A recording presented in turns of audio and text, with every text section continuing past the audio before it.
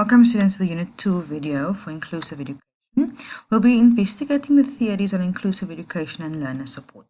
So the information that has already been uploaded should give you a good idea of the theories that we will look at in inclusive education and give you some indication of what learner support is available.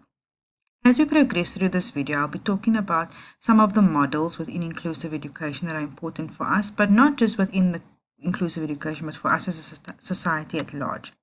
We will also be asking some pertinent questions about whether society is remaining as historically we've seen the kind of difficulties with students or children that have differences, or is society changing and evolving to become something different, more accepting of diversity and actually allowing for students to be themselves and to accommodate them at where they're at. So we're gonna work through a lot of this. We're gonna start looking at some of the beliefs within society, and this doesn't necessarily mean that everyone believes this, but we're going to just have a look at what are some of the concerns people may have when working with students that have differences. So to set the stage, if you will, a fantastic document by UNICEF on inclusive education gives us a lot of information. I'll add this as an additional source if it's something you want to read. But I'm going to look at the stats that in 2004, which they may have increased at this point, in 2004 were true. So I know you can read this, but I'm just going to look at it point by point. It's estimated that 15% of the world's population has a disability.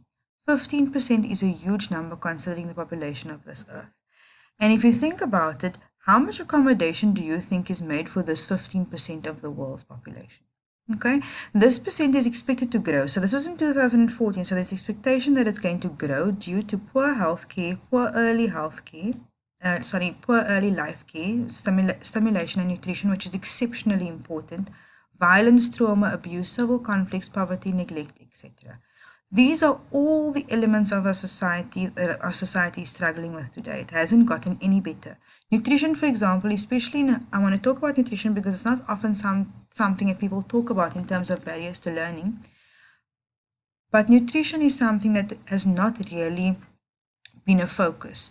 So we do talk about people needing food, people need to take their vitamins and eat their fruits and vegetables, but we don't realize that nutrition has a great effect on the development of a child.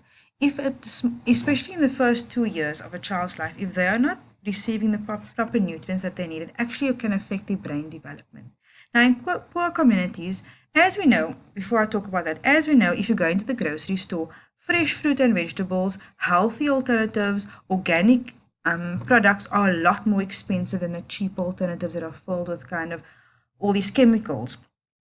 So people that are of a lower socioeconomic status that don't really have a lot of money, they are more likely to buy these items that are cheaper and more unhealthy than organic products, which are a lot more expensive.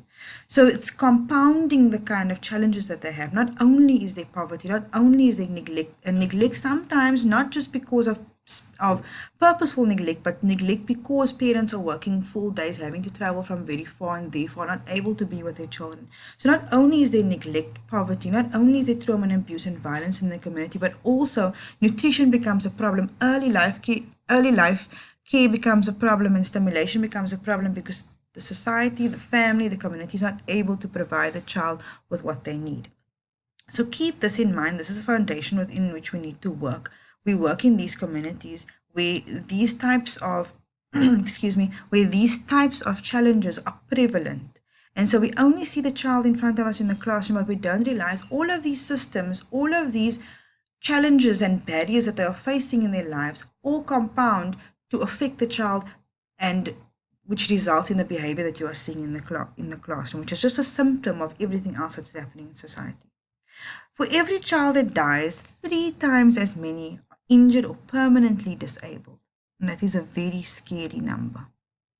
80% of this 15% that we spoke about previously live in poor developing countries. So poor developing countries, most likely they are in poor families, lack of resources, lack of nutrition, lack of support, lack of education. So already they are many steps behind. And instead of us accommodating, and when I say us, I'm talking about the South African context, instead of us generally, in terms of the white paper, in terms of legislation, we are trying to accommodate children, but as practical on the ground at grassroots level, not often are we able to accommodate children the way they should be accommodated because of class size, because of teacher fatigue, because of having to keep up with the curriculum. We often leave students behind, which is what we are trying to avoid.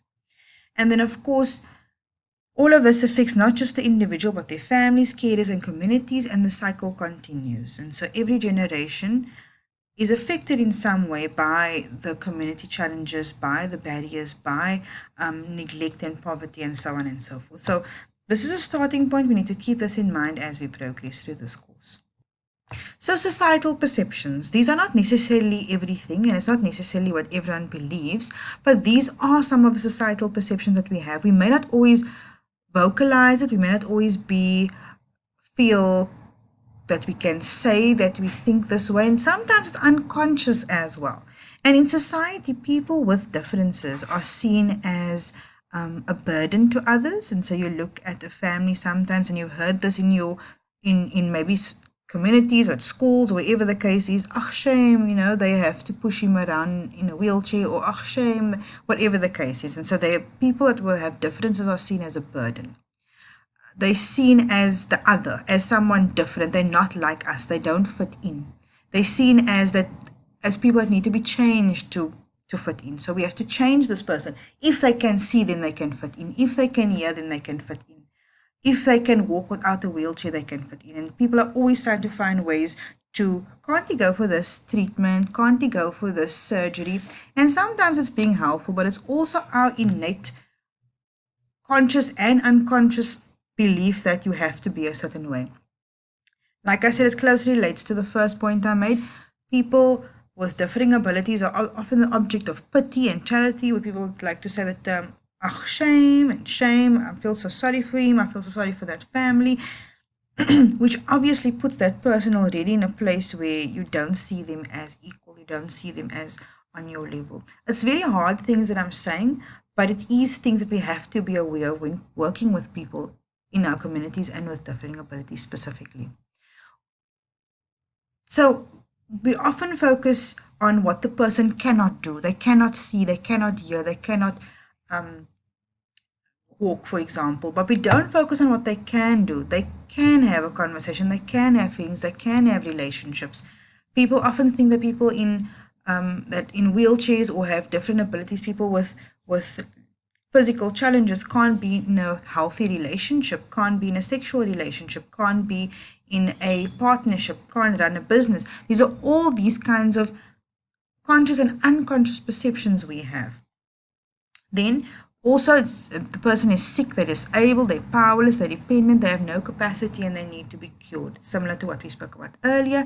And then something that has been prevalent in our communities for decades and centuries is that people that are different should be in special schools. So they're not in the schools with other kids, they're not in the schools with kids that you can't see what their different ability is. Because remember, irrespective of whether you can see it or not, we all have a different ability. Some of us are better at math, some are better at English.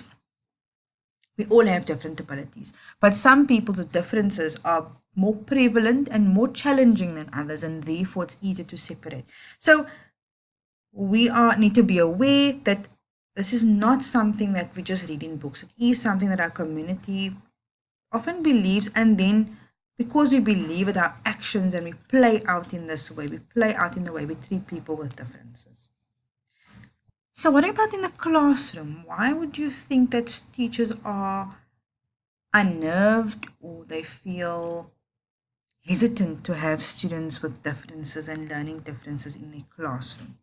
And we need to be understanding that as human beings, we all have fears and we all have maybe misconceptions. If you're not educated on a topic, you are more likely to be afraid of it. And so teachers may not know enough about the possibilities and about the abilities that they have to accommodate students with differences. So teachers may be afraid of the unknown. They don't know what to expect. They don't know what they are supposed to do. They don't feel equipped or skilled enough to accommodate students with differences.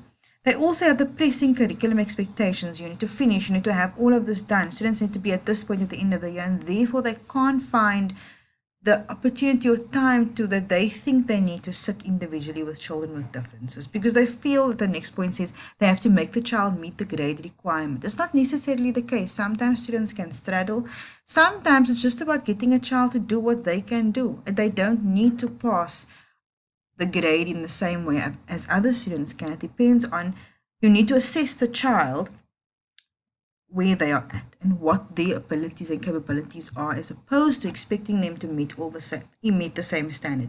So currently, the way our system is set up, it does expect children to meet a standard to pass on to the next grade and to the next grade.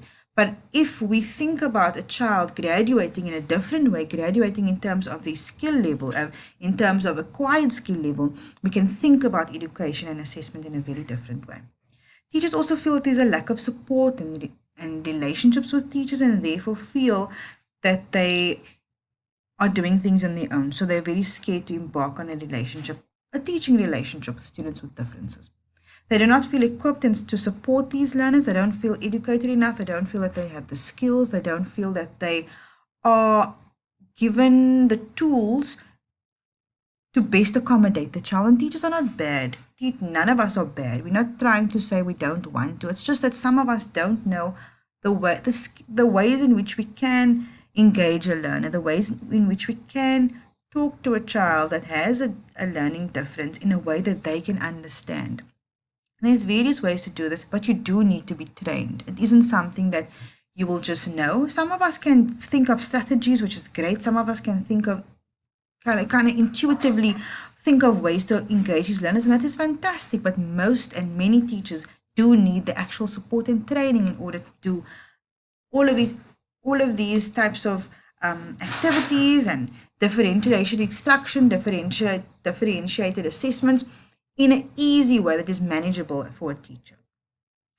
As teachers, sometimes we only see the symptoms we only see the behavior. The behavior is the symptom of the problem at home. The problem may be neglect, abuse, and a lot of these videos are going around nowadays about students misbehaving in class. Firstly, it's illegal to record a child in your class. But secondly, if you really watch these videos, you will see that the children feel overwhelmed themselves. They feel out of control. And as teachers, we do feel personally, the teacher is dealing with that a lot and it's difficult. But we also need to think, what is that child going through? What is pushing that child to the point that they feel that they need to act out in that way? Children are not born acting out. Children are not born to fight. Children learn things somewhere. And when we as teachers, and I know it's very difficult, I've been in such situations, and you can feel it very personally, and it really affects you and bothers you. But if teachers only see the symptom, and that is the behavior, and don't realize that this child is so overwhelmed, they might feel neglected, they might feel that nobody wants them, nobody loves them, they don't trust you as a teacher because they haven't been able to trust any other adult in their life because of abuse or neglect or whatever the case is, they're not likely to just suddenly trust you. They're going to be testing you. So I think that we need to see beyond the behavior, which is very difficult when you're sitting with a class of 40 or 50. It's very difficult. But we need to see the human being before we react to the behavior. And then, of course, teachers also see it's more work planning and assessments, as I said. So these are some of the things that we need to be cognizant of. This is the first part of the video. There are going to be additional parts because there is a lot we have to get through. So I'm going to stop this video now and start video 2.